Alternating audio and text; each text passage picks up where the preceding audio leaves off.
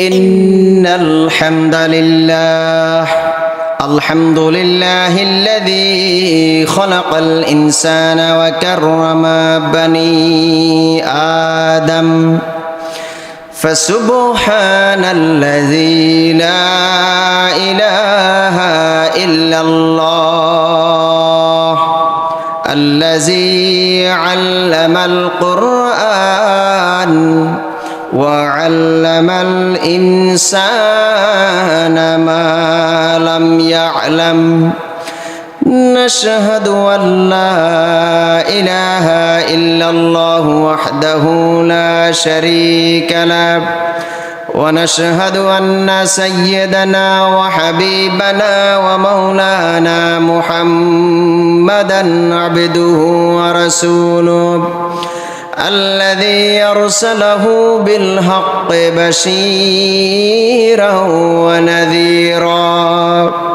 وداعيا إلى الله بإذنه وسراجا منيرا فقد قال الله تعالى في كلامه المجيد وفرقانه الحميد أعوذ بالله من الشيطان الرجيم بسم الله الرحمن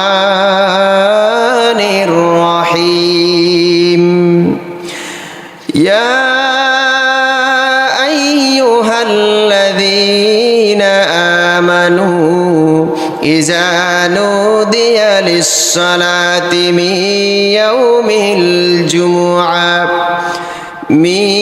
يوم الجمعة فاسعوا إلى ذكر الله وذروا البيع ذلكم خير لكم إن كنتم تعلمون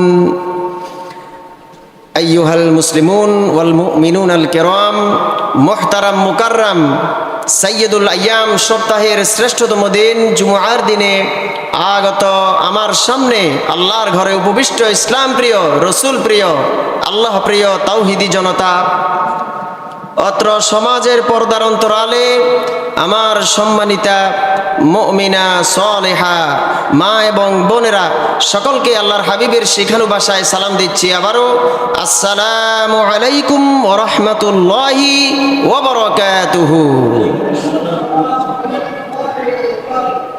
মহান আল্লাহর দরবারে লাখ কোটি শুকরিয়া আদায় করছি যে আল্লাহ রাব্বুল আলামিন আজকে রমাদান মাসের পরে শাওয়ালের মাসে আমাদেরকে কোরআন এবং হাদিসের আলোচনা শোনার জন্য এবং 2 রাকাত ফরজ সালাত আদায়ের জন্য একসাথে করতে পেরেছেন। শুকরিয়া স্বরূপ সকলেই পড়ছি আলহামদুলিল্লাহ।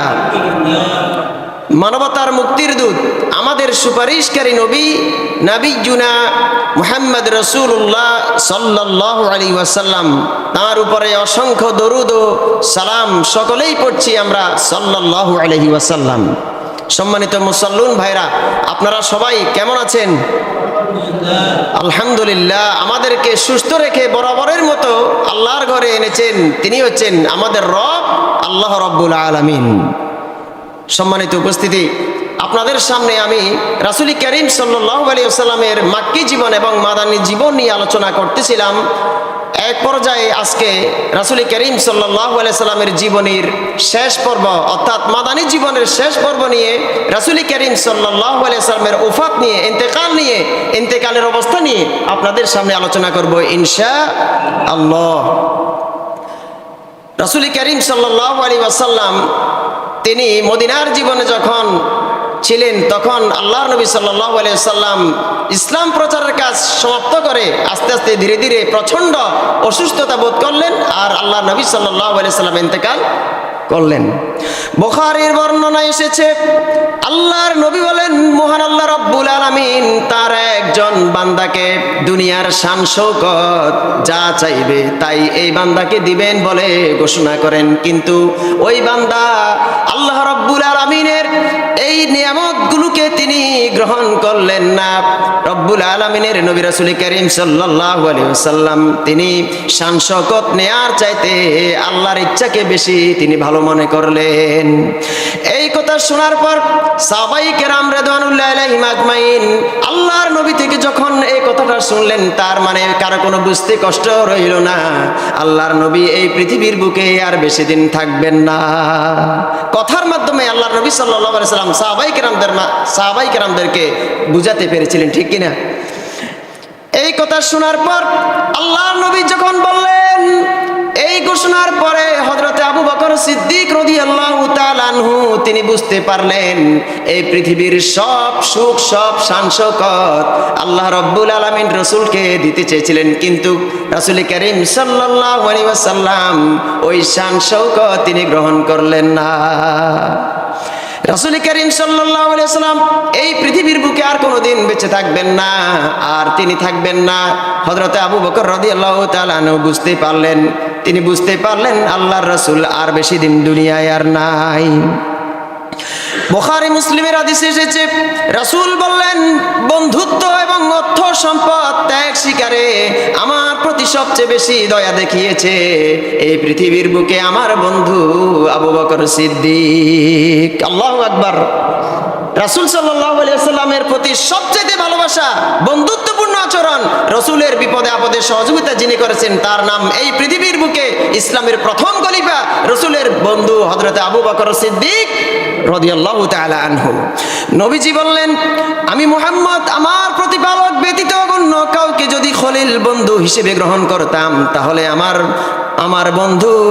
আমার বন্ধু আবু বকরকে গ্রহণ করতাম। আমার সাহাবীরা শোনো, আজ থেকে মসজিদে নববীর সকল দরজা বন্ধ হয়ে যাবে, আল্লাহর রাসূল থাকবে না, কিন্তু আবু বকরের দরজাটা খোলা থাকবে, বলি সুবহানাল্লাহ। রাসূল সাল্লাল্লাহু আলাইহি ওয়াসাল্লাম তিনি থাকবেন না, এভাবে করে হাদিসের মাধ্যমে রাসূল সাল্লাল্লাহু আলাইহি ওয়াসাল্লাম নির্দেশনা দিচ্ছেন। রাসূল সাল্লাল্লাহু আলাইহি ওয়াসাল্লাম তিনি যে ওফাত বরণ করবেন, সাহাবায়ে কেরাম যারা জ্ঞানী তারা বুঝে ফেলেছে। ইন্তেকালের 4 দিন আগে রাসূল করিম সাল্লাল্লাহু আলাইহি ওয়াসাল্লাম প্রচন্ড জ্বর অনুভব করলেন। আল্লাহ রাসূলের কি ছিল? জ্বর ছিল, প্রচন্ড কষ্ট পাচ্ছিলেন রাসূল সাল্লাল্লাহু আলাইহি ওয়াসাল্লাম। 3টি উপদেশ দিলেন সাহাবায়ে কেরামদেরকে। কয়টি উপদেশ? 3টি উপদেশ। 1 নাম্বার হচ্ছে, ইহুদি এবং নাসারাদের ও মুশরিকদের তোমরা জাজিরাতুল আরব উপদ্বীপ থেকে বের করে দিবে। এটা হচ্ছে রাসূলের নির্দেশ। কয় নাম্বার? 1 নাম্বার। 2 নাম্বার হচ্ছে, কোন দেশের প্রতিনিধি দল যখন আসে দেশের ভিতরে, রাষ্ট্রের ভিতরে, আমি মুহাম্মদ যেমন তাদের কাছে ব্যবহার করতাম, তাদের সাথে আচরণ করতাম, তোমরা সাহাবায়ে কেরামরা তেমন আচরণ করবে। 2 নাম্বার পয়েন্ট। 3 নাম্বার হচ্ছে, কোরআন এবং হাদিস তোমরা আঁকড়ে ধরবে আর নামাজ ছাড়বে না। কি ছাড়বে না বলেন সবাই? এটা রাসূলের নির্দেশ। রাসূল 3টা নির্দেশ দিলেন যে নামাজ ছাড়া যাবে না, কোরআন এবং হাদিস আঁকড়ে ধরবে, আর তোমাদের অধীনস্থ যারা কর্মচারী রয়েছে, চাকর চাকরানি রয়েছে, তাদের সাথে তোমরা ভালো আচরণ করো। এটা হচ্ছে রাসূলের নির্দেশ, রাসূলের ওসিয়ত। রাসূলের ইন্তেকালের 4 দিন পূর্বে আল্লাহর নবী বৃহস্পতিবার পুরো দিন অনেক কষ্টে নামাজ পড়বেন। বৃহস্পতিবার পুরো দিন কি করলেন? কষ্টে নামাজ পড়লেন। যখন জ্বর তীব্রতর বেড়ে গেল, এশার নামাজের সময় রাসূল সাল্লাল্লাহু আলাইহি ওয়াসাল্লাম মসজিদে যাওয়ার আর শক্তি থাকলো না, কারণ রাসূল সাল্লাল্লাহু আলাইহি ওয়াসাল্লাম সারাদিন বৃহস্পতিবার জ্বরে ভুগতেছিলেন, প্রচন্ড কষ্ট পাচ্ছিলেন। রাসূল সাল্লাল্লাহু আলাইহি ওয়াসাল্লাম আর নামাজে যাওয়ার শক্তি পাচ্ছিলেন না। মা আয়েশা সিদ্দিকা রাদিয়াল্লাহু তাআলা আনহা বললেন, রাসূল জিজ্ঞেস করলেন, হে আয়েশা, আমার সাহাবীরা কি নামাজ আদায় করে ফেলেছে, সালাত আদায় করে ফেলেছে? আয়েশা সিদ্দিকা রাদিয়াল্লাহু তাআলা আনহা বললেন, ইয়া রাসূলুল্লাহ, সাহাবীরা আপনার জন্য আপনার ইমামতিতে নামাজ আদায় করবে, এজন্য অপেক্ষা করতেছে। এজন্য সাহাবায়ে কেরামরা এখনো আপনার জন্য অপেক্ষা করতেছে। আল্লাহর নবী সাল্লাল্লাহু আলাইহি ওয়াসাল্লাম আয়েশাকে বললেন, হে আয়েশা, তাড়াতাড়ি পানি নিয়ে এসো, আমি গোসল করব। আল্লাহর নবী সাল্লাল্লাহু আলাইহি ওয়াসাল্লাম দাঁড়াতে চাইলেন, আবার বেহুশ হয়ে গেলেন। রাসূল সাল্লাল্লাহু আলাইহি ওয়াসাল্লাম তিনবার বেহুশ হয়ে গেলেন। আর রাসূল সাল্লাল্লাহু আলাইহি ওয়াসাল্লাম তিনি একবার দুইবার নয় 3বার বেহুশ হওয়ার পর আবার যখন রাসূলের হুঁশ আসলো, রাসূল সাল্লাল্লাহু আলাইহি ওয়াসাল্লাম বন্ধু আবু বকর সিদ্দিকের কাছে খবর পাঠালো তিনি যেন নামাজের ইমামতি করেন। রাসূল সাল্লাল্লাহু আলাইহি ওয়াসাল্লামের অবর্তমানে যিনি নামাজের ইমামতি করেন, মুসলিম জাহানের হাল ধরেন, তিনি হচ্ছেন হযরত আবু বকর সিদ্দিক রাদিয়াল্লাহু তাআলা আনহু। শুরু হলো হযরত আবু বকর সিদ্দিক রাদিয়াল্লাহু তাআলা আনহুর ইমামতি। যে কয়দিন নবীজি অসুস্থ ছিলেন ততদিন মুসলিম জাহানের যিনি ইমামতি করছিলেন তিনি হচ্ছেন হযরত আবু বকর সিদ্দিক রাদিয়াল্লাহু তাআলা আনহু। বুখারী মুসলিমের বর্ণনা এসেছে রাসূল সাল্লাল্লাহু আলাইহি ওয়াসাল্লাম তিনি যখন অসুস্থ ছিলেন 17 ওয়াক্ত নামাজ রাসূল সাল্লাল্লাহু আলাইহি ওয়াসাল্লাম জীবিত থাকা অবস্থায় অসুস্থ থাকা অবস্থায় ইমামতি করেন হযরত আবু বকর সিদ্দিক রাদিয়াল্লাহু তাআলা আনহু। তাহলে সবচেয়ে বেশি সম্মান দিয়েছে রাসূল সাল্লাল্লাহু আলাইহি ওয়াসাল্লাম তার বন্ধু আবু বকর সিদ্দিক রাদিয়াল্লাহু তাআলা আনহুকে। ইন্তেকালের 2-1 দিন পূর্বের ঘটনা, শনিবার অথবা রবিবার দিন নবী সাল্লাল্লাহু আলাইহি সাল্লাম কিছুটা সুস্থতা অনুভব করলেন, অর্থাৎ ভালো লাগলো রাসূলের। শনিবার অথবা রবিবার দুইজন সাহাবীর কাঁধে ভর দিয়ে জোহরের নামাজের জন্য মসজিদে নববীতে আল্লাহর রাসূল প্রবেশ করলেন। এমন সময় আবু বকর রাদিয়াল্লাহু তাআলা আনহু নামাজ পড়াচ্ছিলেন। হঠাৎ রাসূলের আগমন দেখে খুশি হয়ে গেলেন আর ভাবলেন রাসূল সাল্লাল্লাহু আলাইহি ওয়াসাল্লাম ইমামতি করবেন। আল্লাহর রাসূল হাতের ইশারা দিয়ে বুঝালেন, খবরদার তুমি নামাজের ইমামতি চালিয়ে যাও, বলি সুবহানাল্লাহ। রাসূল সাল্লাল্লাহু আলাইহি ওয়াসাল্লামকে হযরতে আবু বকর সিদ্দিক রাদিয়াল্লাহু তাআলা আনহুর ডান পাশে বসানো হলো। সাথে সাথে আবু বকর রাদিয়াল্লাহু তাআলা আনহু তিনি নবীজির ইক্তেদা শুরু করলেন আর সাহাবীদের তাকবীর শোনাচ্ছিলেন, বলি সুবহানাল্লাহ। এইভাবে করে রাসূল সাল্লাল্লাহু আলাইহি ওয়াসাল্লাম নামাজের প্রতি সালাতের প্রতি এত যত্নবান ছিলেন, এত গুরুত্ব আরোপ করেছেন। আল্লাহর রাসূল বেহুশ, বারবার বেহুশ হয়ে যাচ্ছেন, তারপরেও রাসূল সালাতের জন্য তিনি আগ্রহ প্রকাশ করতেছেন, বলি সুবহানাল্লাহ। আল্লাহর নবী তার সব দাসীদের মুক্ত করে দিলেন। রাসূলের কাছে 7 টাকা ছিল, 7 দিনার ছিল, তিনি সদকা করে দিলেন। আর রাসূলের কাছে অস্ত্র শস্ত্র ছিল যুদ্ধ করার জন্য, সব মুসলমানদের জন্য হেবা করে দিলেন, বলি সুবহানাল্লাহ। এইভাবে করে রাসূল সাল্লাল্লাহু আলাইহি সাল্লাম নিজের ঘরের ভিতরে, নিজের বাসার ভিতরে রাসূল সাল্লাল্লাহু আলাইহি সাল্লাম কোনো কিছু রাখেন নাই। রাসূল করিম সাল্লাল্লাহু আলাইহি ওয়াসাল্লামের ঘরে এমন অবস্থা হলো, আয়েশা সিদ্দিকা রাদিয়াল্লাহু তাআলা আনহা তিনি ঘরে যে চেরাগ জ্বালাবেন তেল ছিল না। মা আয়েশা সিদ্দিকা রাদিয়াল্লাহু তাআলা আনহা ওই তেল পর্যন্ত আরেকজন থেকে ধার করে এনেছিলেন, বলি সুবহানাল্লাহ। কেমন ভাবে রাসূল সাল্লাল্লাহু আলাইহি ওয়াসাল্লাম তিনি জীবনযাপন করতেছিলেন, সাদামাটা সাধারণ জীবনযাপন করে এই পৃথিবীর মানুষের জন্য দৃষ্টান্ত হয়েছেন, বলি সুবহানাল্লাহ। প্রিয় ভাই সব, রাসূল করিম সাল্লাল্লাহু আলাইহি সাল্লাম সোমবার তিনি অসুস্থতা বোধ করলেন। সোমবার সাহাবীরা ফজরের নামাজ আদায় করছিলেন। হযরত আবু বকর রাদিয়াল্লাহু তাআলা আনহুর তখন ইমামতিতে ছিল, অর্থাৎ আবু বকর রাদিয়াল্লাহু তাআলা আনহুর পিছনে সমস্ত সাহাবায়ে কেরামরা সালাত আদায় করতেছে ফজরের সময়। কোন সময়? ফজরের সময়। হঠাৎ রাসূল মা আয়েশার রুমের একটু পর্দা সরিয়ে রাসূল সাল্লাল্লাহু আলাইহি সাল্লাম তিনি দৃশ্যটা দেখলেন। তার হুজরাখানার ভিতরে যে পর্দা ছিল পর্দাটা উঠিয়ে রাসূল সাল্লাল্লাহু আলাইহি সাল্লাম তিনি একটু দৃশ্যটা দেখলেন সালাতের।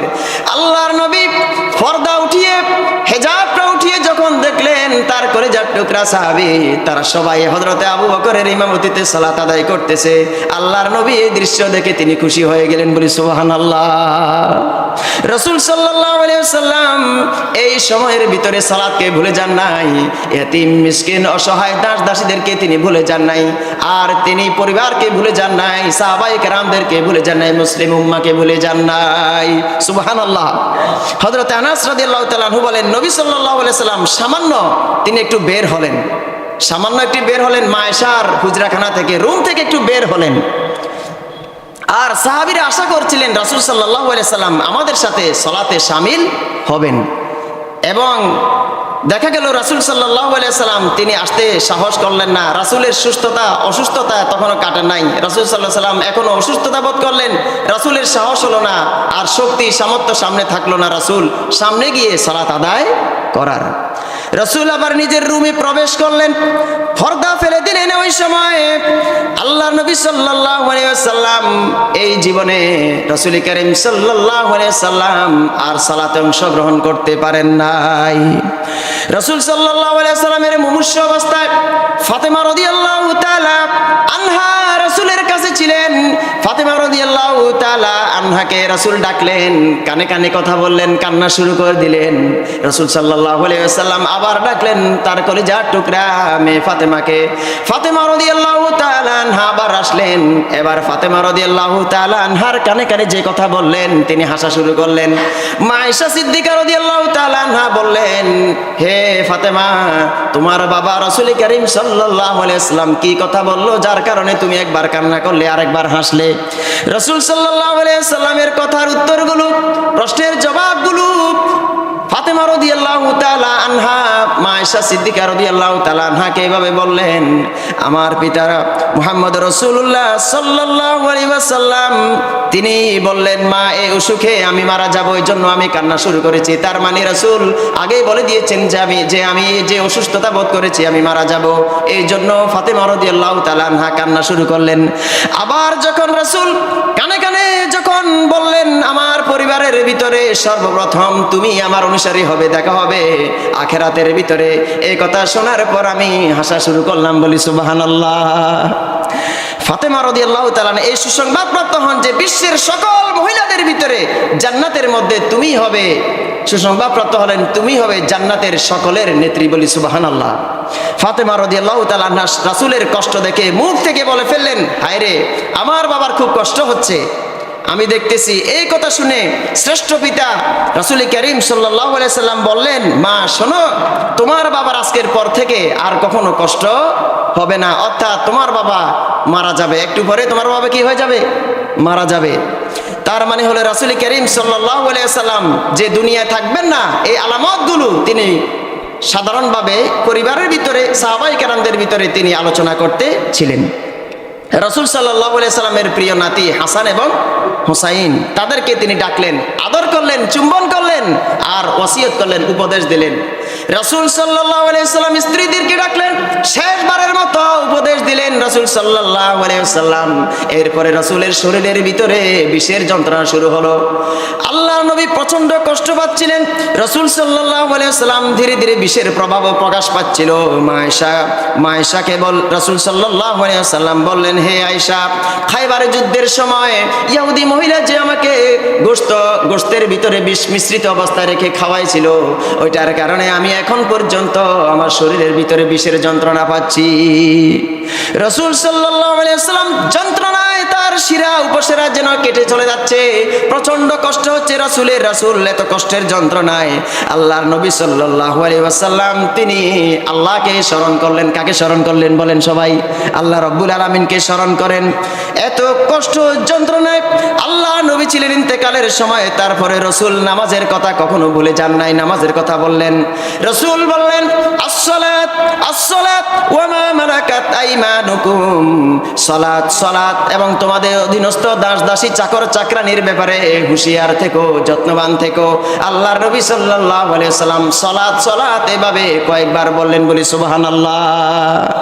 রাসূল সাল্লাল্লাহু আলাইহি ওয়াসাল্লাম ওফাতকালীন সময় রাসূল করিম সাল্লাল্লাহু আলাইহি ওয়াসাল্লামের এই কঠিন যন্ত্রণা, আমার ভাইরা দেখেন, দুনিয়া এবং আখিরাতের ভিতরে যিনি সর্বশ্রেষ্ঠ মর্যাদার অধিকারী রাসূল করিম সাল্লাল্লাহু আলাইহি ওয়াসাল্লাম তিনি ইন্তেকালের সময় এত যন্ত্রণা এত কষ্ট অনুভব করলেন। তাহলে রাসূল সাল্লাল্লাহু আলাইহি ওয়াসাল্লাম তিনি যন্ত্রণা কষ্ট অনুভব করতেন। যদি রাসূল সাল্লাল্লাহু আলাইহি ওয়াসাল্লামকে যদি আল্লাহ রাব্বুল আলামিনকে যদি বলতেন, ইয়া আল্লাহ রাব্বুল আলামিন আমার যেন যন্ত্রণা না হয়, কিন্তু রাসূল সাল্লাল্লাহু আলাইহি ওয়াসাল্লাম এই কথাটা বললেন না। রাসূল সাল্লাল্লাহু আলাইহি ওয়াসাল্লামের শরীরের ভিতরে প্রচন্ড যন্ত্রণা, প্রচন্ড জ্বর, বিষের যন্ত্রণা ওফাতের সময়, ইন্তেকালের সময় রাসূল সাল্লাল্লাহু আলাইহি ওয়াসাল্লামের ছিল। মা আয়েশা সিদ্দিকা রাদিয়াল্লাহু তাআলা আনহা রাসূলকে দেহের সাথে হেলান দিয়ে ধরলেন। আল্লাহর নবী সাল্লাল্লাহু আলাইহি ওয়াসাল্লাম ইন্তেকালের সময় কার ঘরের ভিতরে ছিল? মা আয়েশা সিদ্দিকা রাদিয়াল্লাহু তাআলা আনহার ঘরের ভিতরে ছিল, আর রাসূল সাল্লাল্লাহু আলাইহি ওয়াসাল্লাম তার দেহের সাথে হেলান দেওয়া অবস্থায় ছিলেন। মা আয়েশা বললেন, আমার ভাই যখন আব্দুর রহমান আসলো, তখন রাসূল সাল্লাল্লাহু আলাইহি ওয়াসাল্লাম আব্দুর রহমানের মুখের দিকে তাকিয়ে দেখলো আব্দুর রহমান মেসওয়াক করতেছে। কি করতেছে? মেসওয়াক করতেছে। আল্লাহর নবী সাল্লাল্লাহু আলাইহি ওয়াসাল্লাম তিনি তাকিয়ে থাকলেন। মা আয়েশা বুঝে ফেললেন যে রাসূল মনে হয় এই মেসওয়াক করাকে এখন পছন্দ করেছে। আল্লাহর নবী সাল্লাল্লাহু আলাইহি ওয়াসাল্লাম আগেই হাদিস বলে দিয়েছেন, লাউলা আন আশুক্কা লা আমারতুহুম বিসওয়াক ইনদা কুল্লি সালাতিন, যদি আমার উম্মতের উপর কষ্ট অনুভব না হতো প্রত্যেক সালাতের নামাজের সময় মেসওয়াকটা ওয়াজিব বাধ্যতামূলক করে দিতাম, বলি সুবহানাল্লাহ। রাসূল সাল্লাল্লাহু আলাইহি ওয়াসাল্লাম তিনি মা আয়েশা সিদ্দিকা রাদিয়াল্লাহু তাআলা আনহার ভাই যখন আসলো, রাসূলের শালা যখন আসলো, রাসূল সাল্লাল্লাহু আলাইহি ওয়াসাল্লাম তার দিকে তাকিয়ে থাকলেন। আর রাসূল সাল্লাল্লাহু আলাইহি ওয়াসাল্লাম পরবর্তীতে মা আয়েশার মাধ্যমে তিনি মেসওয়াক করলেন। আয়েশা সিদ্দিকা রাদিয়াল্লাহু তাআলা আনহা মেসওয়াক করলেন রাসূলকে। সহিহ বুখারীর ভিতরে এসেছে রাসূল সাল্লাল্লাহু আলাইহি ওয়াসাল্লাম একটি পাত্রে হাত ভিজিয়ে তিনি চেহারা মুছে ফেললেন আর বলতেছেন, লা ইলাহা ইল্লাল্লাহ। মৃত্যু বড়ই কঠিন, মৃত্যুই বড়ই যন্ত্রণাদায়ক আল্লাহর নবীর মুখ থেকে বের হয়ে গেল। রাসূল সাল্লাল্লাহু আলাইহি ওয়াসাল্লাম এই মৃত্যুর সময় মুখ থেকে বের করলেন, লা ইলাহা ইল্লাল্লাহ, লা ইলাহা ইল্লাল্লাহ। এই মুমূর্ষ অবস্থায় রাসূল সাল্লাল্লাহু আলাইহি ওয়াসাল্লাম আল্লাহর দরবারে দোয়া করতে লাগলেন, আল্লাহ রাব্বুল আলামিনের কাছে দোয়া করতে লাগলেন। আল্লাহ রাব্বুল আলামিন নবীজিন, সিদ্দিকিন, শুহাদা, সালেহিন ব্যক্তি যাদের তুমি পুরস্কৃত করেছো, আল্লাহ রাব্বুল আলামিন তুমি আমাকে তাদের দলভুক্ত করে নাও, বলি সুবহানাল্লাহ। এইভাবে করে তিনি দোয়া করতে লাগলেন আর আল্লাহর কাছে তিনি দোয়া করতে লাগলেন, আল্লাহ রাব্বুল আলামিন তুমি আমাকে মাফ করে দাও, তুমি আমাকে ক্ষমা করে দাও, বলি সুবহানাল্লাহ। এরপর আবার বলতে লাগলেন রাসূল করিম সাল্লাল্লাহু আলাইহি ওয়াসাল্লাম, আল্লাহ রাব্বুল আলামিন তুমি আমার উপর রহম করো, আমার উপর দয়া করো, আমাকে রফিকে আলায় পৌঁছে দাও, বলি সুবহানাল্লাহ। এইভাবে করে দোয়া করতে লাগলেন। অন্তিম সময় রাসূলের ওফাতের সময় রাসূল করিম সাল্লাল্লাহু আলাইহি ওয়াসাল্লাম দোয়া করতে লাগলেন। হুজুর সাল্লাল্লাহু আলাইহি ওয়াসাল্লাম এই দোয়াগুলো 3 বার তিনি বলতে লাগলেন। ধীরে ধীরে আল্লাহর নবী ইন্তেকাল করলেন। একাদশ হিজরির 12ই রবিউল আউয়াল সোমবার চাশতের নামাজের শেষ সময় আল্লাহর নবী দুনিয়া এবং আখিরাতের ভিতরে যিনি সর্বশ্রেষ্ঠ মর্যাদাবান নবী মুহাম্মদ রাসূলুল্লাহ সাল্লাল্লাহু আলাইহি ওয়াসাল্লাম ইন্তেকাল করলেন। রাসূল সাল্লাল্লাহু আলাইহি ওয়াসাল্লাম এইভাবে করে ইন্তেকাল করলেন। আমার ভাইরা, রাসূল সাল্লাল্লাহু আলাইহি ওয়াসাল্লাম ইন্তেকালের সময় তার মুখ থেকে যে কথাগুলো বের হয়েছে সেই কথাগুলো হচ্ছে সালাত, সালাত, নামাজ ছাড়া যাবে না। এমনকি রাসূল সাল্লাল্লাহু আলাইহি ওয়াসাল্লাম বারবার বেহুশ হয়ে যাচ্ছেন আর তিনি সালাতের খবর নিচ্ছেন, বলি সুবহানাল্লাহ। আর দুনিয়ার ভিতরে মানুষ এখন বর্তমানে সব কিছু পেয়েও, নাজ নেয়ামত শান শওকত সব কিছু পেয়েও আল্লাহ রাব্বুল আলামিনের দরবারে আল্লাহর কাছে সেজদা দিতে নারাজ, সেজদা দেয় না। অথচ রাসূল সাল্লাল্লাহু আলাইহি সাল্লাম তিনি যদি একবার বলতেন দুনিয়ার শান শওকত সবগুলো রাসূলের পায়ের কাছে চলে আসতো, ঠিক কিনা বলেন সবাই? এই জন্য রাসূল সাল্লাল্লাহু আলাইহি ওয়াসাল্লাম বারবার তিনি বুঝাতে যাচ্ছেন উম্মতে মুহাম্মদীকে যেন খবরদার, সালাত ছাড়া যাবে না, নামাজ ছাড়া যাবে না। আমার ভাইরা, চতুর্দিকে শোকের ছায়া। রাসূল সাল্লাল্লাহু আলাইহি সাল্লাম এই পৃথিবীর বুকে নাই। সবাই কি হাসতেছে না কান্না করতেছে? শোকের ছায়া চতুর্দিকে রাসূল সাল্লাল্লাহু আলাইহি ওয়াসাল্লামের জন্য। আল্লাহর হাবিবের ইন্তেকালের সংবাদ মুহূর্তের ভিতরে ছড়িয়ে পড়লো, চতুর্দিকে ছেয়ে গেল শোকের ছায়া। রাসূল আলামিনের ইন্তেকালের খবর শুনে হযরত ওমর রাদিয়াল্লাহু তাআলা আনহু তিনি জ্ঞান হারা হয়ে পড়লেন। তিনি কি করবেন চিন্তা করতে পারতেছেন না, কি কথা বলবেন। তিনি দিশেহারা হয়ে বলতে লাগলেন, রাসূলের ওফাত হয়নি, খবরদার কথা বলবে না, রাসূল মারা যায়নি। আল্লাহর নামের শপথ, আল্লাহর নামের কসম, রাসূল সাল্লাল্লাহু আলাইহি ওয়াসাল্লাম আবার ফিরে আসবেন। কিন্তু না, রাসূল আবার ফিরে আসে নাই। এটা হযরত ওমর রাদিয়াল্লাহু তাআলা আনহু তিনি অন্তরকে সান্ত্বনা দেওয়ার জন্য কি করতেছেন, বলতেছেন। অর্থাৎ মানুষ মারা গেলে অনেক সময় আবেগে, চোখের পানিতে অনেক সময় অন্তর থেকে অনেক কথা বের হয়ে চলে আসে।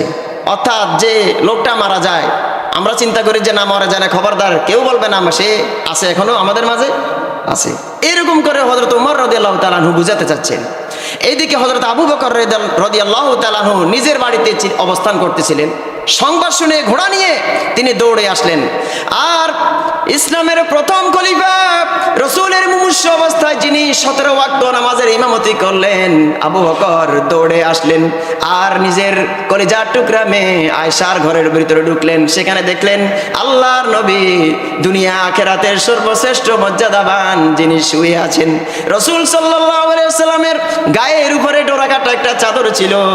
হযরত আবু বকর সিদ্দিক রাদিয়াল্লাহু তাআলা আনহু তিনি চাদর উঠালেন আর রাসূলকে চুম্বন করলেন। আর আল্লাহর নবী সাল্লাল্লাহু আলাইহি ওয়াসাল্লামকে দেখে তিনি এই অবস্থা অবস্থা দেখে তিনি চোখের পানি ধরে রাখতে পারলেন না। রাসূল সাল্লাল্লাহু আলাইহি ওয়াসাল্লামের জন্য প্রচন্ড কষ্ট হতে লাগলো। রাসূল সাল্লাল্লাহু আলাইহি ওয়াসাল্লামের এইভাবে করে অবস্থা দেখে তিনি বের হয়ে গেলেন। হযরত আবু বকর রাদিয়াল্লাহু তাআলা আনহু বাইরে যখন আসলেন, হযরত ওমর রাদিয়াল্লাহু তাআলা আনহুকে শান্ত করার জন্য চেষ্টা চালালেন। হযরত ওমর রাদিয়াল্লাহু তাআলা আনহু তখন অবস্থা এমন ছিল যে সামনে কেউ যদি বলে আল্লাহর হাবিব আল্লাহর রাসূল নাই, তখন হযরত ওমর রাদিয়াল্লাহু তাআলা আনহু কি করবেন? তিনি মেজাজ হারিয়ে ফেলবেন, এমন অবস্থা সৃষ্টি হয়ে গিয়েছিল। মানসিক যন্ত্রণায় দিশেহারা সকল সাহাবাদের উদ্দেশ্যে ভাষণ দিলেন, আমার সাহাবীরা শোনো, রাসূল সাল্লাল্লাহু আলাইহি ওয়াসাল্লাম আল্লাহর নবী আর আমাদের মাঝে নাই। বলি আল্লাহু আকবার। রাসূল সাল্লাল্লাহু আলাইহি ওয়াসাল্লাম আমাদের মাঝে নাই। আমার ভাইরা, আমার সাথীরা, হযরত আবু বকর রাদিয়াল্লাহু তাআলা আনহু ঘোষণা দিয়ে দিলেন। এরপরে সমস্ত সাহাবায়ে কেরামরা বিশ্বাস করলো যে আসলে রাসূল মুহাম্মদ সাল্লাল্লাহু আলাইহি ওয়াসাল্লাম ওফাত বরণ করেছেন, ইন্তেকাল করেছেন। এইভাবে করে তিনি বিশ্বাস জন্মালেন। দাফনের প্রস্তুতি শুরু হলো। রাসূল সাল্লাল্লাহু আলাইহি ওয়াসাল্লাম ইন্তেকাল করলেন। এরপরে রাসূল সাল্লাল্লাহু আলাইহি ওয়াসাল্লামকে দাফন করতে হবে, কবর দিতে হবে নাকি দিতে হবে না? সবাই চিন্তা করলো এখন এই মুসলিম জাহানের ইমাম কে হবেন? অর্থাৎ প্রধানমন্ত্রী, প্রাইম মিনিস্টার, চেয়ারম্যান, মেম্বার, সমাজের অধিপতি কে হবেন? ঠিক কিনা? আমাদের মাঝে, দেশের ভিতরে, আমাদের বিশ্বের ভিতরে কি মারামারি লাগে না? প্রধানমন্ত্রী কি হবেন? কি হয়? মারামারি লাগে। রাজনৈতিক বিভিন্ন ইস্যু নিয়ে অমুক অমুক দল, তমুক দল, রাত দিন 24টা ঘন্টা আমল বাদে, কাজকর্ম বাদে এটা নিয়ে শুয়ে থাকে। এরকম লোক আছে না? আছে। দেখেন মুসলিম জাহানের ইমাম কে হবেন, এই জন্য সাহাবায়ে কেরামদের ভিতরে কেউ সামনে এসে বলে নাই আমি যোগ্য, আমাকে বানিয়ে দিন। এই কথাটা সাহস কারণে সাহাবায়ে কেরামরা সকলে সিদ্ধান্ত নিল শুরা, পরামর্শের ভিত্তিতে, অর্থাৎ মুসলমানরা যা কিছু করবে পরামর্শের ভিত্তিতে, সিদ্ধান্তের ভিত্তিতে, আলোচনার ভিত্তিতে মুসলিম উম্মার জন্য যেটা কল্যাণকর সেটাই তারা বাস্তবায়ন করবে। বলি সুবহানাল্লাহ। পরবর্তীতে মুসলিম জাহানের ইমাম নির্বাচিত হলেন হযরতে আবু বকর সিদ্দিক রাদিয়াল্লাহু তাআলা আনহু। অবশেষে হযরত আবু বকর রাদিয়াল্লাহু তাআলা আনহু মনোনীত হলেন মুসলিম জাহানের খলিফা, প্রথম খলিফা হযরত আবু বকর। হুজুর সাল্লাল্লাহু আলাইহি ওয়াসাল্লামকে দাফনের জন্য গোসল করানো হলো। বিশ্বনবীকে কোথায় দাফন করা হবে সেটা নিয়ে ইখতিলাফ শুরু হয়ে গেল। অমুক সাহাবী বললেন অমুক জায়গায়, আরেকজন সাহাবী বললেন অমুক জায়গায়। এরপরে বিভিন্ন মতানৈক্য শুরু হয়ে গেল। এরপরে হযরত আবু বকর রাদিয়াল্লাহু তাআলা আনহু বললেন, আমি হুজুর সাল্লাল্লাহু আলাইহি ওয়াসাল্লামকে, আমি রাসূল সাল্লাল্লাহু আলাইহি ওয়াসাল্লাম হয়েছে। বলি সুবহানাল্লাহ। অর্থাৎ যে জায়গায় ইন্তেকাল করা হয়েছে নবীরা, ওই জায়গায় তাকে কি করা হয়েছে? দাফন করা হয়েছে। তাই সমস্ত সাহাবীরা সেই বিছানাটি উঠালেন। কোন বিছানা? রাসূল সাল্লাল্লাহু আলাইহি ওয়াসাল্লাম মা আয়েশার ঘরে যে বিছানায় ছিলেন শোয়া, ওই বিছানাটি কি করলেন? উঠালেন। যে বিছানার রাসূল করিম সাল্লাল্লাহু আলাইহি ওয়াসাল্লাম এই শোয়া অবস্থায় ইন্তেকাল করলেন, ওই বিছানার নিচে কবর খনন করা হয়। আর রাসূল করিম সাল্লাল্লাহু আলাইহি ওয়াসাল্লামকে সেখানে কি করা হয়? দাফন করা হয়। 10 জন করে সাহাবায়ে কেরামরা এই হুজরাতে প্রবেশ করেন। 10 জন করে। কয়জন করে? 10 জন। কারণ জানাজা আমরা যখন দিই তখন আমরা সমস্ত লোকেরা, অর্থাৎ বিশ্বনবী মুহাম্মদ রাসূলুল্লাহ সাল্লাল্লাহু আলাইহি ওয়াসাল্লাম ওফাত বরণ করেছেন, ইন্তেকাল করেছেন, জানাজার ইমামতি কে করবেন? কারণ রসুলের ইমামের চাইতে, রসুলের চাইতে এই পৃথিবীর বুকে আর কোনো ইমাম থাকতে পারে না। কোনো ব্যক্তির সাহস নেই, কোনো সাহাবীর সাহস নেই যে রাসূলের সামনে গিয়ে ইমামতি করা। ঠিক কিনা বলেন সবাই? এই জন্য সমস্ত সাহাবায়ে কেরামরা এইভাবে করে সিদ্ধান্ত নিল, 10 জন করে হুজরাখানার ভিতরে জানাজার সালাত আদায় করে ফেললো। আমার ভাইরা দেখেন, বিশ্বনবী মুহাম্মদ রাসূলুল্লাহ সাল্লাল্লাহু আলাইহি ওয়াসাল্লাম এমন নবী ছিলেন, এমন রাসূল ছিলেন, যিনি ইন্তেকালের সময়, ওফাতের সময় তিনি উম্মতদেরকে ভুলে যান নাই। এমনকি অধীনস্থ দাস দাসী, চাকর চাকরানী তাদেরকে ভুলে যান নাই। রাসূল সাল্লাল্লাহু আলাইহি ওয়াসাল্লাম সালাতের ব্যাপারে যত্নবান ছিলেন, সালাতের কথা ভুলে যান নাই। এই জন্য রাসূল সাল্লাল্লাহু আলাইহি ওয়াসাল্লাম ইন্তেকালের সময় মুমূর্ষু অবস্থায় তিনি একটা কথাই বললেন, সালাত সালাত। সুবহানাল্লাহ। এই জন্য সালাত, মান তারাকা সালাতা মুতাআম্মিদান ফাকাদ কাফারা। যে ব্যক্তি ইচ্ছাকৃতভাবে সালাত তরক করলো, ছেড়ে দিল, নামাজ পড়লো না, সালাত পড়লো না, সে ব্যক্তি কুফরি করলো। যে ব্যক্তি কুফরি করে সে ব্যক্তি আর মুসলমান থাকতে পারে না। প্রিয় ভাই সব, এই জন্য সলাতের ব্যাপারে আমরা যত্নবান হই। রাসূল সাল্লাল্লাহু আলাইহি সাল্লাম তিনি এত প্রচণ্ড কষ্ট অনুভব করতেছিলেন, জ্বর অনুভব করতেছিলেন, তারপরেও রাসূল সাল্লাল্লাহু আলাইহি সাল্লাম তিনি এই কথাগুলো, সলাতের কথাগুলো তিনি দাস দাসী, অধীনস্থ, চাকর চাকরানী তাদের ব্যাপারে কথা বলেছেন। প্রিয় ভাই সব, 10 জন করে এইভাবে সাহাবারা হুজরাখানাতে প্রবেশ করেন আর তারা জানাজার সালাত আদায় করেন। সর্বপ্রথম বনু হাশেম গোত্রের লোকেরা জানাজার নামাজ পড়ান। কোন গোত্রের লোকেরা? বনু হাশেম। এরপরে মুহাজিরগণ জানাজার সালাত পড়েন। এরপরে হচ্ছে আনসারগণ জানাজার সালাত পড়েন। এরপরে অন্যান্য পুরুষগণ, এরপরে মহিলাগণ, সর্বশেষ যারা শিশু তারা জানাজার সালাত পড়েন। তাহলে রাসূল করিম সাল্লাল্লাহু আলাইহি সাল্লাম তিনি হচ্ছেন ইমামুল আইম্মা, আশরাফুল আম্বিয়া, সাইয়্যিদুল মুরসালিন। তার সামনে গিয়ে ইমামতি করার কারো কোনো সাহস নেই। পরবর্তীতে মুসলিম জাহানের খলিফা হযরতে আবু বকর সিদ্দিক রাদিয়াল্লাহু তাআলা আনহু নির্বাচিত হন। এরপরে শুরু হলো ইসলামের উপরে, কোরআনের উপরে, মুসলমানদের উপরে বিভিন্ন রকমের নির্যাতন, নিষ্পেষণ, অপবাদ, মার, অত্যাচার, জুলুম। আমার ভাইরা দেখেন, রাসূল সাল্লাল্লাহু আলাইহি সাল্লাম মক্কার জীবনে তিনি কষ্ট করেছেন, মদিনার জীবনেও তিনি কষ্ট করেছেন। এই জন্য আল্লাহ নবী সাল্লাল্লাহু আলাইহি ওয়াসাল্লামকে গোটা মানব জাতির জন্য আল্লাহ রাব্বুল আলামিন বলেন, ওয়ামা আরসালনাকা ইল্লা রাহমাতাল লিল আলামিন। হে রাসূল, এই পৃথিবীর মানুষের জন্য, তামাম পৃথিবীর জন্য আপনাকে আমি রাহমাতুল লিল আলামিন, রহমত স্বরূপ হিসেবে প্রেরণ করেছি, বলি সুবহানাল্লাহ। রাসূল সাল্লাল্লাহু আলাইহি ওয়াসাল্লাম ওফাত বরণ করলেন। আর রাসূল সাল্লাল্লাহু আলাইহি ওয়াসাল্লাম যে ইসলাম কায়েম করেছিলেন, ইসলাম প্রতিষ্ঠা করেছিলেন, আমাদের যে ইসলাম, রাসূলের ইসলাম, এটার ভিতরে কোনো পার্থক্য রয়েছে? রাসূল সাল্লাল্লাহু আলাইহি ওয়াসাল্লামের ইসলামের দাওয়াত ছিল লা ইলাহা ইল্লাল্লাহ। আমরাও মানুষদেরকে যখন দাওয়াত দিই লা ইলাহা ইল্লাল্লাহ, দাওয়াতের ভিতরে পার্থক্য নেই। পার্থক্য রয়েছে আমাদের ঈমানের ভিতরে। কিসের ভিতরে পার্থক্য রয়েছে? আমাদের আকীদার ভিতরে পার্থক্য রয়েছে, যার কারণে মুসলিম উম্মাহ তাদের ঐতিহ্য, তাদের শান শৌকত, তাদের মান ইজ্জত সব কিছু সম্মান হারিয়ে আজ মুসলমানরা নিষ্পেষিত, নির্যাতিত, মাজলুম হয়ে তারা পৃথিবীর বুকে ঘুরে বেড়াচ্ছে, ঠিক কিনা বলে সবাই? এই জন্য রাসূল সাল্লাল্লাহু আলাইহি ওয়াসাল্লাম তিনি যে কষ্ট করেছিলেন, ওই কষ্টের ভিতরে রাসূল সাল্লাল্লাহু আলাইহি ওয়াসাল্লাম ইসলামকে প্রতিষ্ঠার জন্য, কোরআনকে প্রতিষ্ঠার জন্য নিজের জীবনের শেষ দিন পর্যন্ত তিনি চেষ্টা চালিয়েছেন, বলি সুবহানাল্লাহ। রাসূল সাল্লাল্লাহু আলাইহি ওয়াসাল্লাম মা আয়েশা সিদ্দিকা রাদিয়াল্লাহু তাআলা আনহার হুজরাখানার ভিতরে যখন ছিলেন, নামাজের দৃশ্য দেখে এজন্য কাঁদতেছিলেন, কারণ রাসূল সাল্লাল্লাহু আলাইহি ওয়াসাল্লাম এই সালাত প্রতিষ্ঠার জন্য বদরে যুদ্ধ করলেন। রাসূল সাল্লাল্লাহু আলাইহি ওয়াসাল্লামের সাহাবায়ে কেরামরা নিজেদের জীবনকে আল্লাহর রাস্তায় উৎসর্গ করেছে। সাহাবায়ে কেরামরা অত্যাচারিত হয়েছে, মাজলুম হয়েছে। তারা এই জন্য যে সালাত প্রতিষ্ঠা করবে, কোরআনকে প্রতিষ্ঠা করবে, এই জন্য আল্লাহ রাব্বুল আলামিন রাসূল সাল্লাল্লাহু আলাইহি ওয়াসাল্লামকে বিদায় হজের ভাষণের সময় বললেন, হে রাসূল, ইসলামের সকল আঞ্জাম আপনি প্রতিষ্ঠা করে ফেলেছেন। এই জন্য রাসূল সাল্লাল্লাহু আলাইহি ওয়াসাল্লামের উপর ওহী নাযিল হয়ে গেল যে আপনি ইসলামকে সুন্দরভাবে এই পৃথিবীর বুকে সাহাবায়ে কেরামদেরকে নিয়ে প্রতিষ্ঠা করেছেন, বলি সুবহানাল্লাহ। সমস্ত সাহাবায়ে কেরামরা সাক্ষী হয়ে থাকলেন আর রাসূলকে বললেন, ইয়া রাসূলুল্লাহ, আমরা সাক্ষী, আপনি আপনার দায়িত্ব, আপনার ইসলাম প্রচার যথাযথভাবে আপনি এই পৃথিবীর বুকে প্রতিষ্ঠা করতে পেরেছেন, বলি সুবহানাল্লাহ। এই জন্য এই পৃথিবীর বুকে কোনো মানুষ যদি ইসলামকে প্রতিষ্ঠা করতে চায়, তাহলে সে আকীদা বিশুদ্ধ করে ঈমানওয়ালা, আমলওয়ালা হতে হবে। তাহলে আমাদের দ্বারা ইসলামকে জয়কার হিসেবে সারা পৃথিবীর বুকে প্রতিষ্ঠা করা সম্ভব, ঠিক কিনা বলেন সবাই?